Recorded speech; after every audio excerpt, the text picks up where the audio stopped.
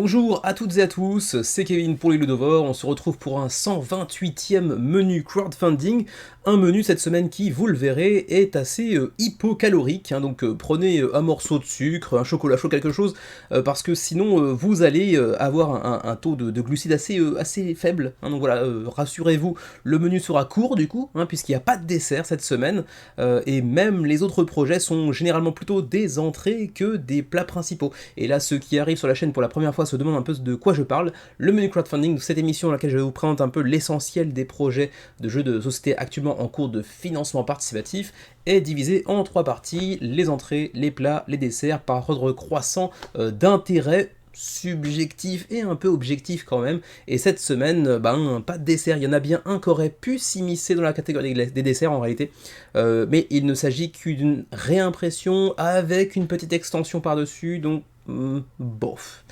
Du coup, sans plus tarder, on est parti.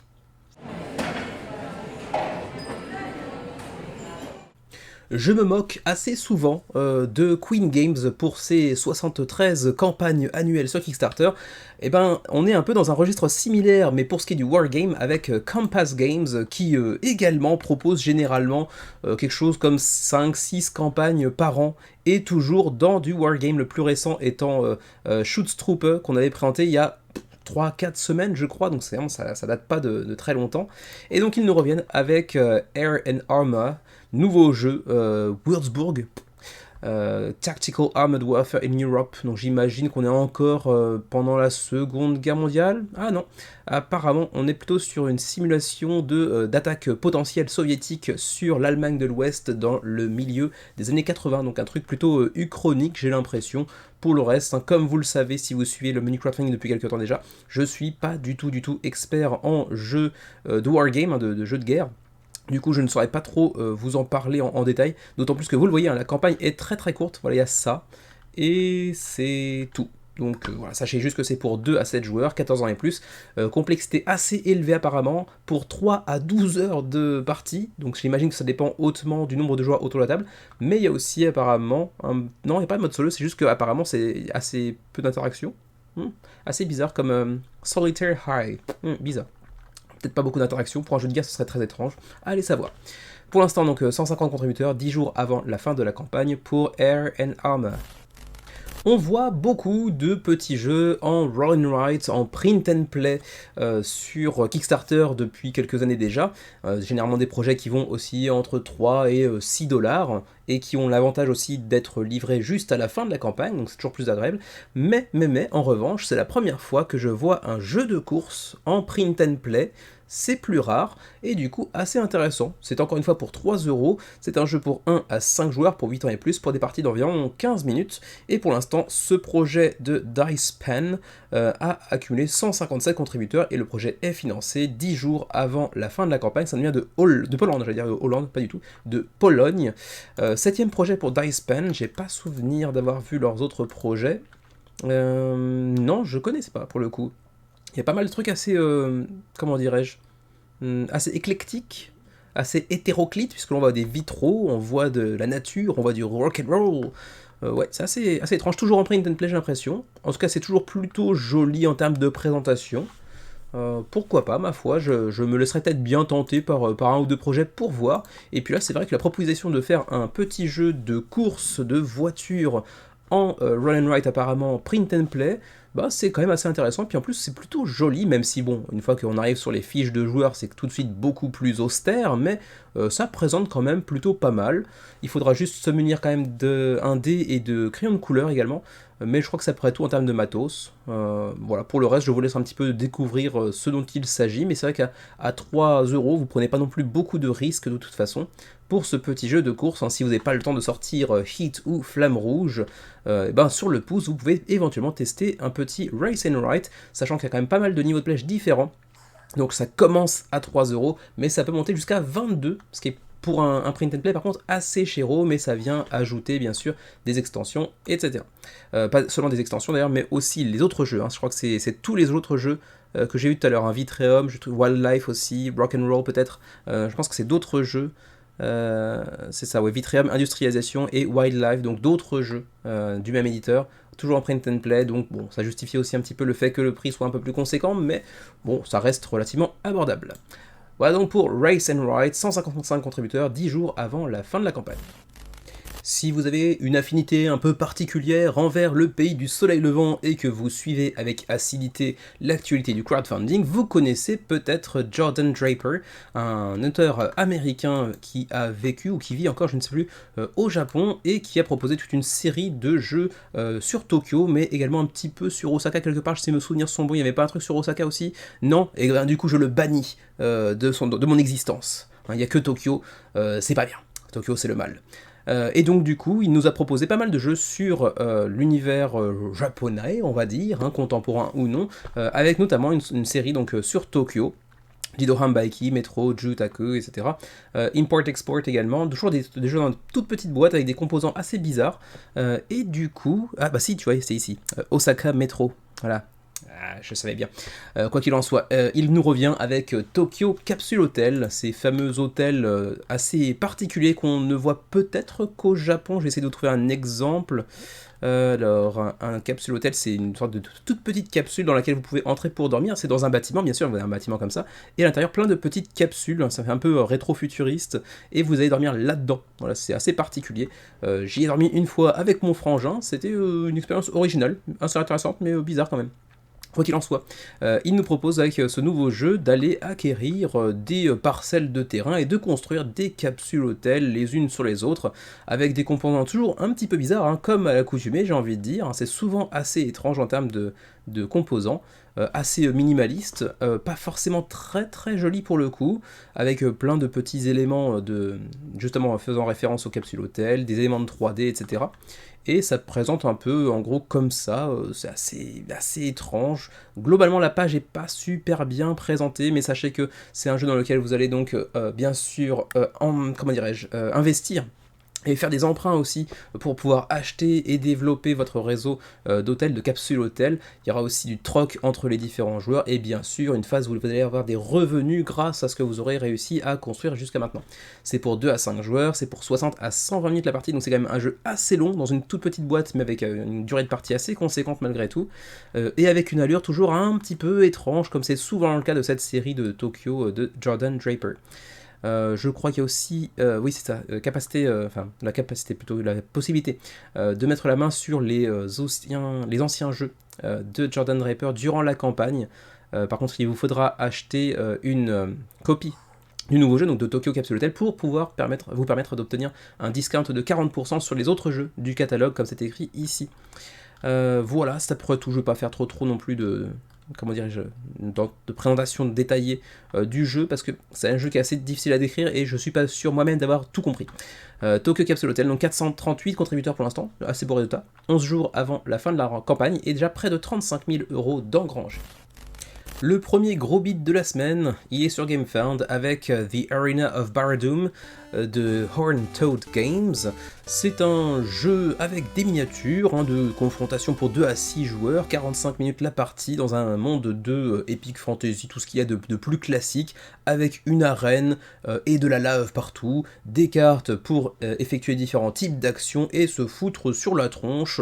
C'est pour 30 à 60 minutes la partie, pour 14 ans et plus. Rien de diablement original dans Arena of Barad-dûm. 40 € pour le pledge de base. Le Early Bird étant déjà fini, mais il était apparemment au même prix. Est-ce qu'il y avait un truc particulier qui le différencie du Standard Pledge? Non, c'est le Early Bird Standard Pledge, 40 €. Standard Pledge tout de base, sans parler de Early Bird, 40 € aussi. Donc du coup, assez bizarre ce Early Bird. Je sais pas très bien quel était l'intérêt. J'ai pas envie de fouiller plus que ça. Pour le reste, vous voyez que bon, en termes de direction artistique, c'est pas vilain, c'est très très classique, c'est pas magnifique non plus, l'arène et tout ce qu'il y a de plus classique également. Du coup, c'est un jeu qui a pas mal de difficultés à se différencier, à se démarquer de ce qui se fait ailleurs dans un registre un petit peu similaire, dans les jeux du même acabit, on va dire. Et du coup, ça prend pas des masses, voilà. On va s'arrêter là du coup sans aller plus loin pour The Arena of Barad-dûm, sauf peut-être quand même on peut le mentionner que vous le voyez ici en PDF, vous aurez accès aux règles en français et tenez-le vous pour dit, c'est le seul projet cette semaine qui aura une VF, donc oui, semaine vraiment pauvrette dans tous les sens du terme. C'est le moment d'enclencher votre warning, pas parce que le projet est particulièrement intéressant, même s'il a une direction artistique intéressante, une thématique intéressante, mais non, parce qu'il y a l'habituel compétitif, solo et coop, le tout en gameplay simultané, bref, plein de mots qui, indépendamment les uns des autres, sont plutôt intéressants, mais quand ils sont unis les uns avec les autres, souvent sont un petit peu gage de méfiance. Il est rare de voir des jeux qui réunissent chacune de ces facettes de manière vraiment optimale.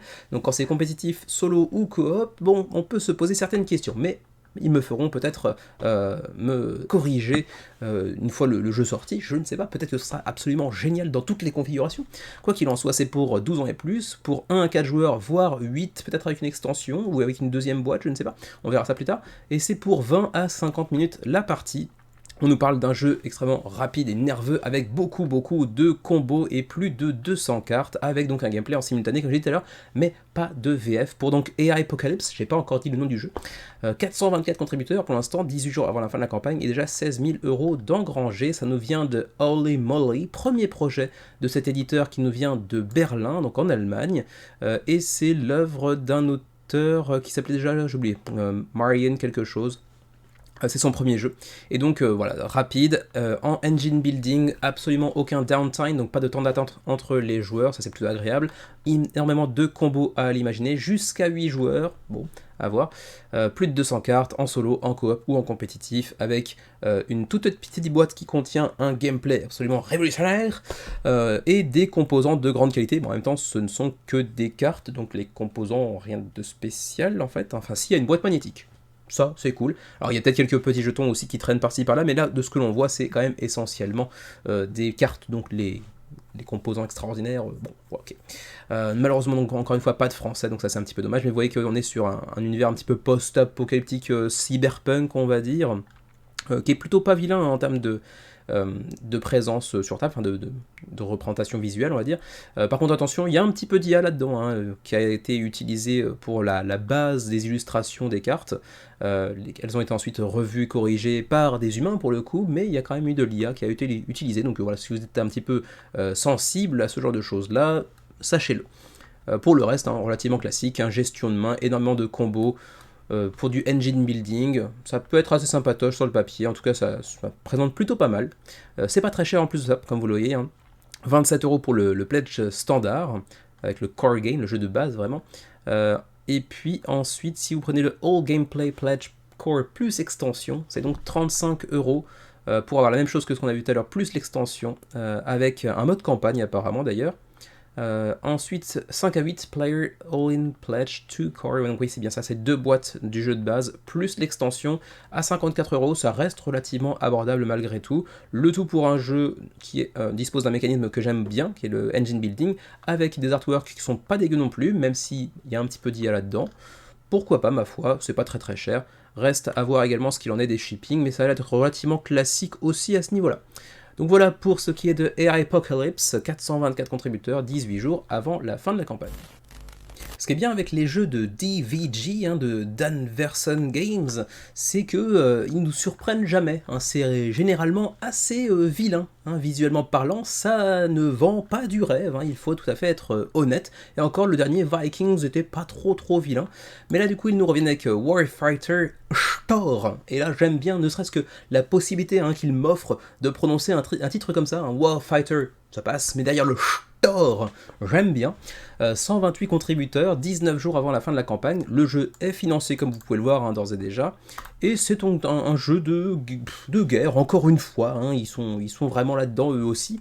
Mais comme d'habitude avec DVG, un jeu de guerre un petit peu moche. Alors certes, on est plus orienté sur un truc un petit peu à la... Comment ça s'appelait déjà ce film de la fin des années 90, Starship Troopers, avec des sortes de gros insectes énormes sur une planète éloignée, on va dire. Mais bon, pour le reste, c'est quand même relativement vilain. On va pouvoir bien sûr obtenir plein de nouvelles armes dans tous les sens pour essayer de défourailler du monstre, mais bon, au-delà de ça, ça m'attire pas outre mesure, hein, ça, voilà, je ne vais pas aller dans des expressions un peu plus grossières que je sors parfois, parce que voilà, c'est une question d'humeur aussi parfois, mais voilà, ça vend pas du rêve, que ce nouveau projet donc de DVG qui est Warfighter Thor. Alors celui-là pour le coup, il est un peu plus intéressant et malheureusement pour l'instant ça marche pas des masses, hein, sans aller jusqu'à dire que le projet a déraillé. Pour l'instant, 171 contributeurs 19 jours avant la fin de la campagne, c'est pas extraordinaire pour Super Trains, Super Hero Trains Defending Robot City. Assez original comme concept, puisque là on est vraiment sur un jeu qui a clairement une orientation familiale de par sa thématique, avec des trains un petit peu anthropomorphes, des trains à apparence humaine qui vont affronter une sorte de gros camion, de gros 38 tonnes derrière qui lui s'en prend à la ville. Mais pour le coup, vous le voyez, ça marche pas des masses, hein, 19 jours avant la fin de la campagne, même si le projet est financé. Et ça marche d'autant pas terrible que si on se réfère un petit peu au passif de Treasure Falls Games, c'est quand même l'éditeur de Quest Kids, qui pour le coup en termes de jeu familial, d'aventure, coopératif, etc., était vraiment un jeu qui avait très très bien marché, qui a connu plusieurs localisations par la suite, même s'il n'y a pas de VF pour l'instant je crois. Et du coup une reviennent avec Super Trains qui avec une direction artistique toujours soignée, des miniatures, etc., présente plutôt pas mal pour un jeu familial. C'est pour 2 à 5 joueurs, hein, 45 minutes la partie, 7 ans et plus, donc très familial. Mais ça prend pas, peut-être parce que c'est un petit peu cher aussi, on verra. Mais en tout cas, c'est plutôt joli. Alors attention, on pourrait penser, comme d'ailleurs pour Quest Kids, que c'est un jeu coopératif. Il n'en est rien. C'est un jeu compétitif, on va dire semi-coopératif, parce que vous avez donc ce fameux 38 tonnes qui attaque la ville, qui déclenche des urgences un petit peu partout, que vous allez devoir essayer de résoudre en résolvant aussi différentes missions, en upgradant votre train personnel bien sûr, mais c'est celui qui réussit à en avoir, à avoir de plus de points à la fin de la partie, parce qu'il a le plus participé au sauvetage de la ville, qui l'emportera. Donc on est sur du semi-coop on va dire, avec des jolies petites miniatures plutôt choupi. Je pense que ça présente plutôt pas mal pour des jeunes enfants, au plus au Japon d'ailleurs, qui sont très très fans des trains, les enfants ici, allez savoir pourquoi. Du coup, ça pourrait être un jeu assez facile à vendre au Japon, à mon avis, il faudrait que j'essaye, parce que du coup, c'est parti de notre catalogue sur MOB Vanguard. Voilà, pour le reste, ça présente plutôt pas mal, mais ça vend pas du rêve non plus, dès lors qu'on est un petit peu plus âgé, bien évidemment, c'est pas un jeu qui m'attire outre mesure, mais bon, au moins je trouve qu'il présente plutôt pas trop mal, et ça peut être assez agréable à jouer en famille. Voilà, pour le reste, je passe. On va juste regarder quand même rapidement le prix parce que c'est peut-être un peu cher, je ne sais pas. Regardons un petit peu combien il vous en coûterait. Bon, des bons composants aussi, c'est plutôt joli. J'arrive pas à trouver le prix, donc on va lire directement ici. 44 pour l'édition retail, donc magasin. Et ensuite, si vous voulez l'édition Kickstarter exclusive de Luxifié, c'est 59€. Bon, ça reste relativement classique en termes de prix. Et pour ce qui est du shipping, rapidement, le shipping, ouais, relativement classique aussi. Bon, par contre, pour l'Europe, ça pique un peu, hein. Ça, c'est méchant. Voilà donc pour ce qui est de Super Trains, 171 contributeurs pour l'instant, mais c'est financé 19 jours avant la fin de la campagne. Si vous voulez faire un cadeau à Xavier, penchez-vous sur Diabolical Dave's Rumble Throwdown, un jeu de catch, parce que oui, Xavier aime le catch. Ceci dit, on avait déjà présenté 1 ou 2 jeux de catch sur Kickstarter il y a quelques temps, et ils avaient l'air d'être un peu plus intéressants, un peu plus sympas que celui-ci, mais bon, ça reste un jeu de catch, donc ça peut intéresser Xavier malgré tout. C'est le premier jeu de Green Steel Games qui nous vient des États-Unis. 51 contributeurs pour l'instant, c'est pas terrible.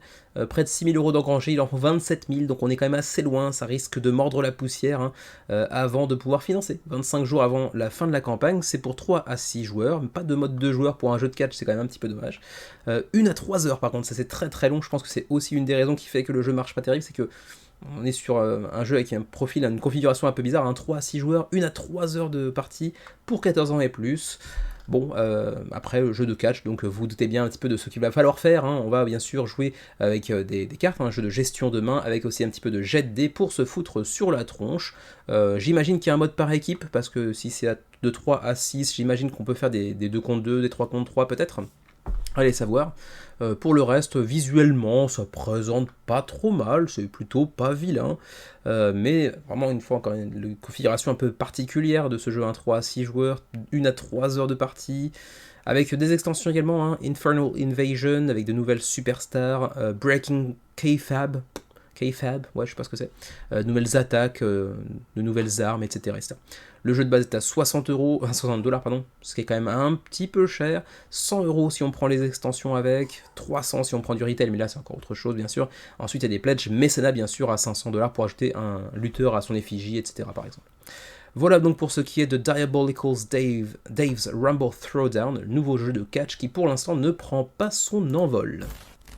Un joli petit jeu de mots avec ce All in Flavor pour les anglophones, hein, All in Flavor, c'est bien trouvé pour le coup, puisque ici il y aura certes un côté un petit peu vote, démocratique, représentation de partis, etc., mais avec une thématique, un champ lexical de la bouffe, donc finalement c'est plutôt bien trouvé ce petit jeu de mots. Après, est-ce que thématiquement ça a du sens? J'ai envie de dire que faut pas trop en chercher, mais ceci dit, hein, vous l'avez peut-être déjà vu ici, ça marche pas des masses hein, pour All in Flavor, 61 contributeurs seulement, 3380 € d'engrangés sur 20 000 à peu près nécessaires, 26 jours avant la fin de la campagne, mais en même temps, encore une fois, hein, comme le jeu précédent, on est sur une configuration assez particulière, hein, c'est pour 5 à 9 joueurs, 14 ans et plus, pour des parties de 45 à 60 minutes, qui peut un petit peu se rapprocher, d'être comparé à Secret Hitler. On a donc plusieurs factions, diront, plusieurs partis politiques qui vont chercher à prendre la relève du maire Tarte qui a été retrouvé décédé pour une raison qu'on ignore mais qui n'a aucune importance pour ce qui est du gameplay.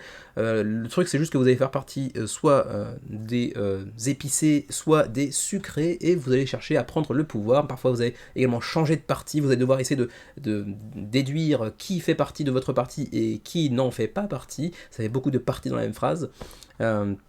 Le tout autour de 11 tours de jeu.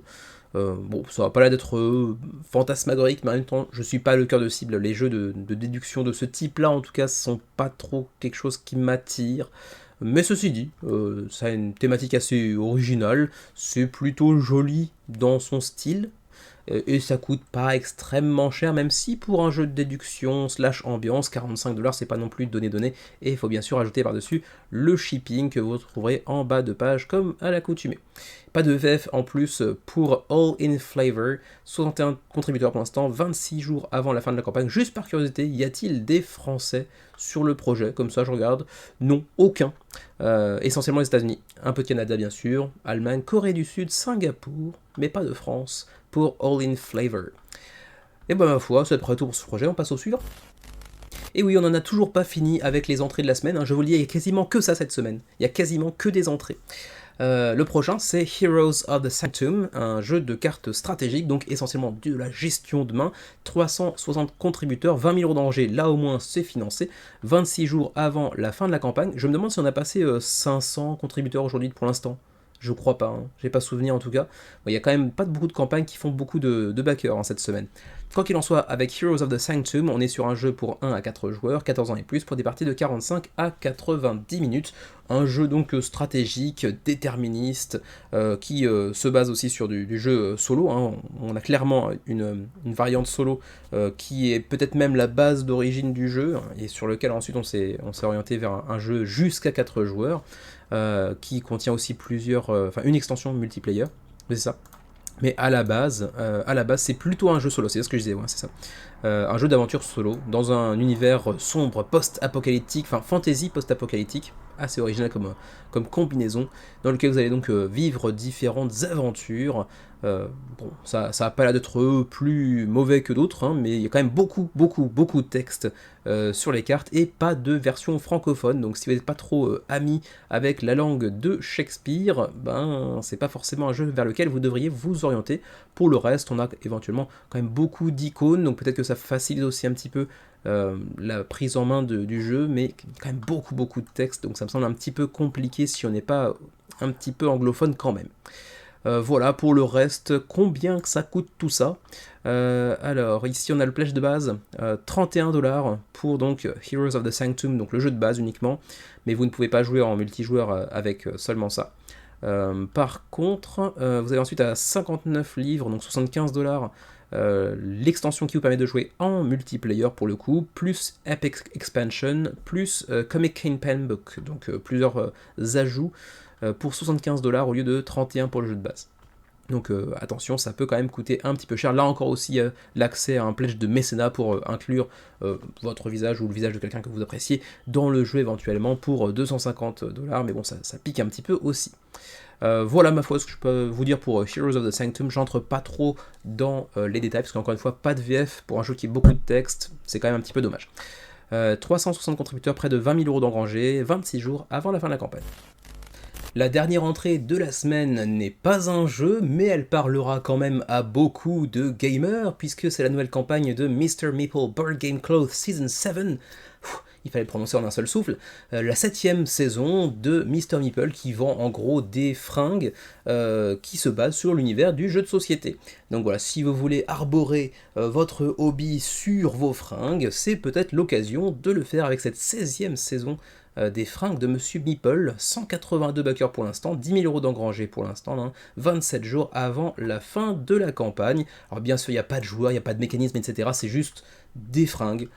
Donc voilà, c'est un projet un petit peu adjacent, on va dire, à ce que je fais habituellement, puisque là, il n'y a vraiment pas de jeu, simplement, il y a juste des vêtements qui pourraient éventuellement vous amuser. Par exemple, là, on a un t-shirt qui se base sur les mécanismes que l'on voit souvent dans les jeux. On voit ici du worker placement, le push your luck, le roll and write, le set collection, le engine building, etc., etc. Donc c'est assez fun, mais bon, ça n'est pas un jeu encore une fois.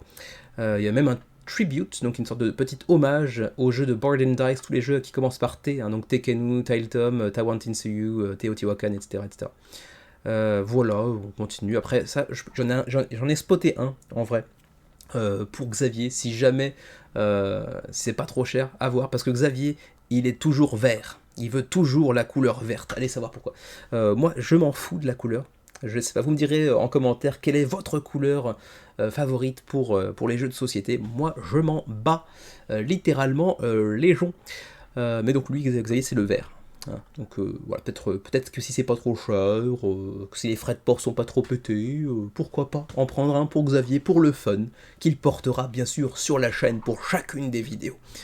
Voilà, vous me direz éventuellement ce que vous en pensez. Il y a aussi des chaussettes, voilà, qui sont pour le coup un peu embarrassantes à porter à mon avis, mais bon, admettons. Autant pour un t-shirt ça passe, autant pour des chaussettes quand même très très flashy comme ça, c'est un peu embarrassant. Voilà, donc pour un t-shirt c'est 25 €, deux t-shirts c'est 50 €, c'est pas très très cher, mais quand même, en plus, durant la campagne GameFound, c'est un peu moins cher, 19,37, c'est un peu plus abordable. Et pour le shipping, rapidement, Europe, 7, 9, 15, 15, ouais, ok, ça reste relativement abordable aussi. Par contre, pour nous qui sommes au Japon, 7, 13, c'est pas très différent. Ah, je vais répondre à la porte. Me revoilà donc après cette coupure intempestive. Il s'agissait d'une livraison dont je vous reparlerai en toute fin de vidéo, donc restez avec moi jusqu'au bout. Ça concerne un peu la chaîne, vous verrez. Donc voilà, c'est tout pour ce qui est de Mr. Meeple Board Game Cloth Season 7.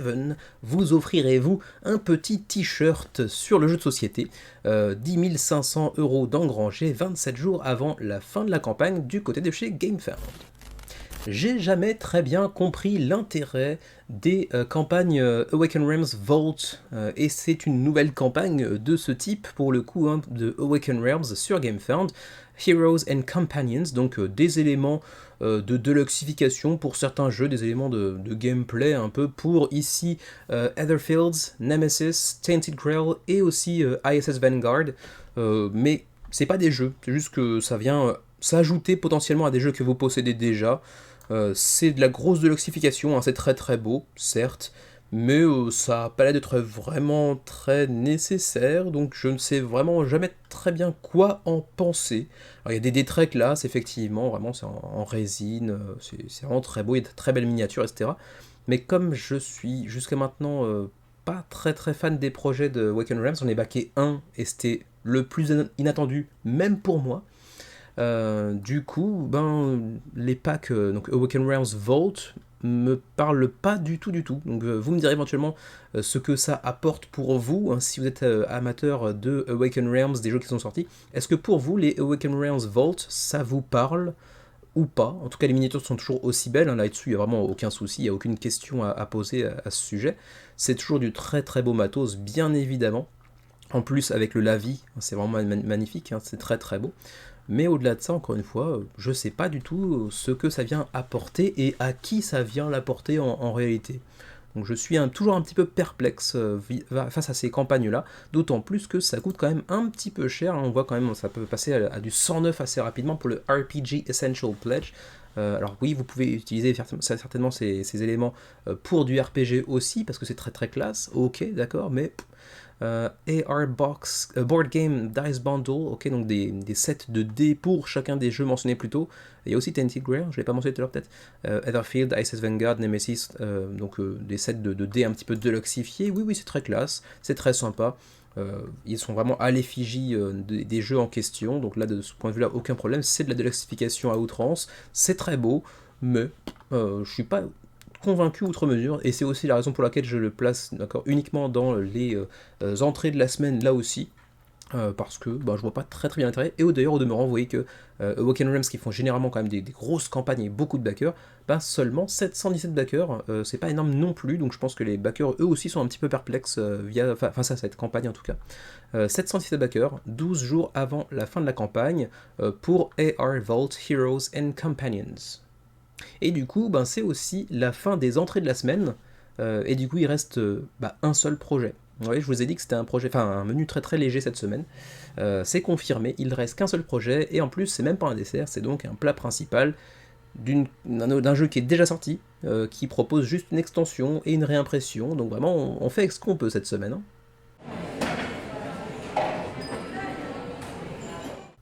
Bon, eh bien, je vous le disais, hein, cette semaine, pas de dessert, même si celui-ci aurait pu en théorie faire partie des desserts, mais il ne s'agit essentiellement que d'une réimpression qui s'accompagne certes d'un petit peu de nouveau contenu, mais quand même, c'est une réimpression d'un jeu, et vous voyez que quand même, je suis un tant soit peu honnête, parce que en réalité, il s'agit d'un jeu qui fait partie de notre catalogue chez MOB Vanguard, et du coup, j'aurais pu le pousser un petit peu et le mettre en dessert, mais non, non. Intégrité oblige, je le mets uniquement en plat principal. Il s'agit de Mythwind qui nous revient avec donc une nouvelle impression qui s'accompagne également d'une extension qui le rapproche encore plus, si cela était nécessaire, de Stardew Valley. Pour ceux qui connaissent le jeu vidéo, j'avoue que je ne le connais que parce que Xavier en est fan, j'y ai pour ma part jamais joué, mais apparemment Mythwind se rapproche un petit peu de cette ambiance-là où on va donc fonder son nouveau village dans la vallée de Mythwind, un univers un petit peu fantasy tout mignonnet, et on va le développer au fur et à mesure en fait, hein, pour ceux qui connaissent éventuellement la campagne d'origine, hein, donc qui nous vient de Open House Studios, qui à l'origine avait un nom différent, mais ils se sont renommés par la suite. Et juste pour ceux qui ne connaîtraient pas, Open House Studios, on les avait d'abord connus essentiellement par Stars of Acarios, leur premier Last One Standing, ça n'a pas vraiment marqué les esprits. Par contre, Stars of Acarios par la suite, oui, plus ensuite Mythwind, et ensuite encore Stone Saga l'année dernière, qui n'est pas encore livré aux backers, mais qui était assez prometteur sur le papier. Et du coup, ils nous reviennent avec Mythwind. Vous le voyez dans la première campagne, on avait le petit drapeau français pour Don't Panic Games, qui avait assuré la localisation en français. Pour l'instant, on n'en sait pas plus concernant la réimpression certainement, mais l'extension, est-ce que Don't Panic en fera partie? En tout cas, pas durant la campagne. Vous allez voir ici l'anglais Languages. Pour le français, voilà, ici, Don't Panic Games est en train de réfléchir à la possibilité de s'occuper de la localisation de la fameuse extension qui accompagne cette campagne. J'imagine qu'on attend aussi de voir si le jeu de base fait des chiffres de vente suffisants pour pouvoir justifier la localisation de l'extension. Et donc cette nouvelle campagne de Mythwind, vous le voyez, se porte encore une fois très très bien, hein, 3307 contributeurs, 280 000 € d'engrangés 20 jours avant la fin de la campagne. Il faut bien dire que la première campagne était couronnée de succès à l'époque, et que entre temps le jeu a été livré, testé, joué et rejoué par de nombreux backers, et du coup les retours sont quand même plutôt dithyrambiques de manière générale. Pour rappel, à l'origine, on avait quand même 11 000 contributeurs sur la campagne d'origine.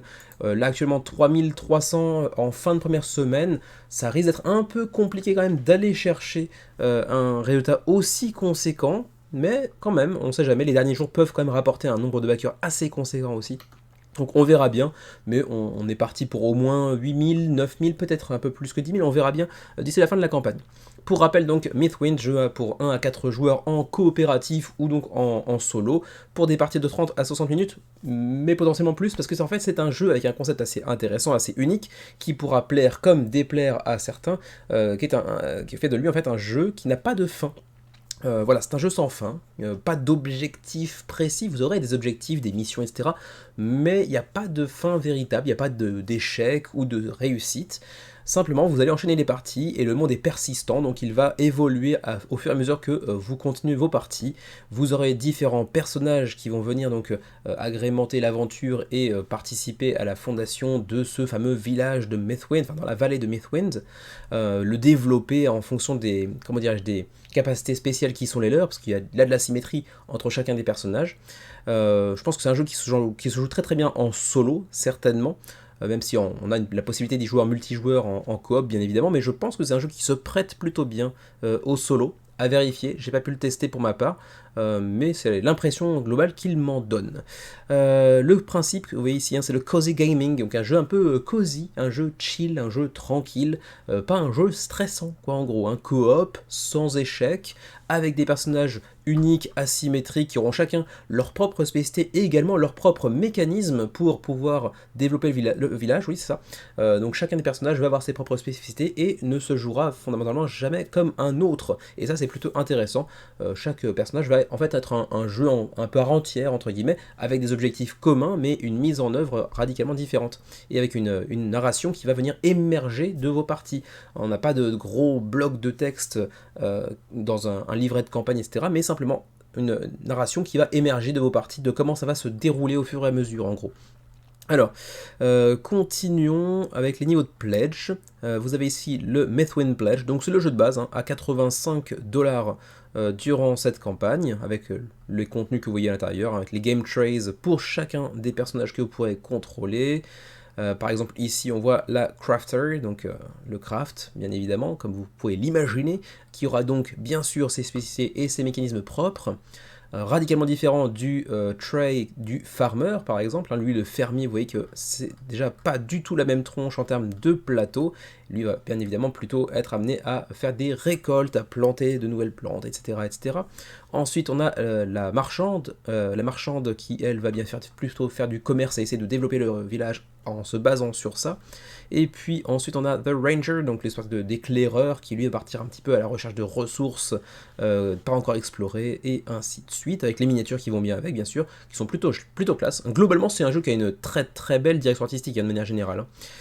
Ensuite, le Gameplay Pledge, donc ce sera l'extension Expanded Horizon, qui je crois faisait déjà partie de la campagne précédente.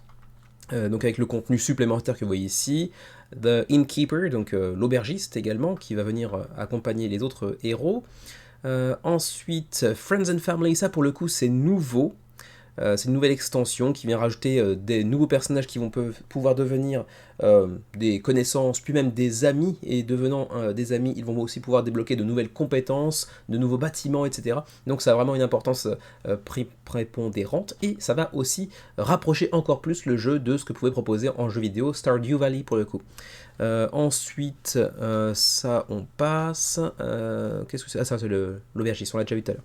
Et donc le All-In Pledge que vous voyez ici, alors bon là c'est la totale, bien évidemment, ça coûte très très cher, hein, 355$. On est, oui, encore une fois, sur le PIB de la Bolivie, hein, donc il faut le savoir, c'est quand même assez cher, mais bon, le matos est très très conséquent aussi, hein. Vous l'avez vu que même dans la boîte de base, on est quand même sur du gros matos. Là on aura encore plus de miniatures avec les petites fées, on va dire, du monde de Mythwind, qui seront donc présentes en 3D, donc en impression 3D. Plus du néoprène, plus une tour de dés, etc., des pièces de métal, bref, de la deluxification à outrance, comme on l'aime. Sinon, pour ceux qui auraient déjà backé le all-in de la première campagne, vous avez aussi le New Gameplay Pledge, donc un pledge qui va s'accompagner en fait de tout ce qui est nouveau en termes de gameplay, uniquement de gameplay et de nouveautés. Et donc ce sera donc l'extension Friends and Family que j'ai mentionné plus tôt, que vous voyez donc ici. Et sinon, Everything New Pledge, donc toutes les nouveautés, donc pas seulement gameplay, mais vraiment aussi en termes de deluxification, avec donc par exemple la tour de dés, les petits marqueurs que vous voyez ici, le livre de coloriage également, parce que l'univers s'y prête bien, j'imagine. Voilà, c'est près tout pour les niveaux de pledge. Vous avez aussi bien sûr des add-ons que vous pourrez aller choisir pour aller agrémenter le jeu si vous avez déjà backé la première campagne mais qu'il vous manque des choses, etc. etc. Pour ce qui est des personnages, hein, pour ceux qui auraient raté la première campagne, un petit aperçu de chacun des personnages, hein, le fermier avec un degré de complexité plutôt accessible, hein, c'est certainement un des premiers personnages qu'on va essayer je pense pour se faire un petit peu la main, puis le crafter à 2 étoiles, la marchande à 4, ensuite l'espèce de, comment dire, l'éclaireur à 3 étoiles, l'aubergiste à 2 étoiles par exemple, voilà donc chacun leur propre mécanisme et leur propre degré de complexité. Il faudra aussi éventuellement, quand vous ferez des parties en multijoueur, essayer de trouver les meilleures synergies pour pouvoir travailler ensemble. Ensuite, il y a aussi quelques petits changements dans la réimpression. Le livret de règles sera un petit peu clarifié, sera un petit peu élagué, etc. L'équilibrage entre les différents personnages aura subi quelques ajustements pour améliorer un petit peu le gameplay global. Et puis il y aura aussi des cartes de référence pour faciliter un petit peu la prise en main. Ensuite, l'extension Friends and Family, donc la nouvelle extension qui vient aussi justifier la présence de cette campagne sur Kickstarter, vient donc, comme je l'ai dit tout à l'heure, hein, ajouter un plateau supplémentaire et également donc des personnages qui vous proposeront des interactions. Et donc personnages qui sont donc des villageois, hein, qui vont venir peupler votre nouveau village, et progressivement aussi tisser des liens avec votre personnage ou avec les autres personnages aussi autour de la table, menant parfois à la création de nouveaux bâtiments, à l'opportunité d'obtenir des nouvelles compétences également, au fur et à mesure que vos relations avec eux s'approfondissent. Et théoriquement, on est parti sur une livraison pour le premier trimestre 2025, apparemment. Premier trimestre pour Friends and Family, deuxième pour 2 nouveaux personnages qui devraient apparemment être révélés au public le 2 avril, donc restez sur vos gardes apparemment. Pour les amateurs de Mythwind, il y aura 2 nouveaux personnages également qui seront dévoilés très très prochainement, mais potentiellement livrés plus tard, à voir, à suivre. Voilà, pour le reste, j'ai déjà un petit peu parlé de ce qui était présent par la suite, donc il n'y a pas tellement besoin d'en parler plus que ça. Je me demande si Nyx en avait pas fait une vidéo là-bas. Si, je me souviens que Nyx en avait fait une en VF sur le module TTS à l'origine. Je ne me souviens plus exactement ce qu'il avait dit, mais je crois qu'il y avait une sorte d'inquiétude vis-à-vis d'une potentielle redondance du jeu. Encore une fois, n'ayant pas testé, je ne pourrais pas vous en parler. Ensuite, les frais de port Canada, 20, 30, 15, 20, 35, en fonction du niveau de pledge. Vous regarderez les niveau de pledge ici, hein, il y a un petit résumé de toute façon ici. Ensuite pour l'Europe, Belgique, mais également France, voilà par exemple, ce sera 20, 30, 15, 20, 35. Ensuite, pour nos amis suisses, potentiellement, où êtes-vous, amis suisses? Alors, ça va être la même chose pour le coup. Ou le Rest of Europe, auquel cas ça serait très très très méchamment, oui, ça ferait l'équivalent plus ou moins de quelques gouttes de tabasco dans le fondement, hein, parce que 80, 90, même jusqu'à 100 pour un all-in, ça pique. Et puis pour nous, au Japon, éventuellement, on serait à du 35, 45, 20, 25, 55, bon, c'est un petit peu cher, mais on n'a pas la TVA par derrière, nous, donc ça nous évite aussi d'avoir à rajouter de la tunasse par derrière. Et donc, comme je vous disais tout à l'heure, un Don't Panic qui s'occupait du jeu de base. Donc, si ça vous intéresse, vous pouvez aller sur leur site internet pour le commander. Feront-ils pas l'extension, le nouveau personnage, etc. Pour l'instant, je suis dans la capacité de vous le dire. Je sais qu'il y a des négociations pour, mais on verra bien là où ça nous mène. Et ma foi, c'est à peu près tout ce que je peux vous dire concernant Mythwind, cette réimpression qui s'accompagne donc d'une nouvelle extension également. 3308 contributeurs au moment où je m'enregistre, 20 jours avant la fin de la campagne. Et du coup, sur ce seul plat principal, eh bien, le menu va s'achever. Hein. C'est un menu très très court, vous en conviendrez, et il manque tellement de sucre, de dessert, que je vais partir m'en offrir un de suite. En vidéo? Ouais, allez, pourquoi pas.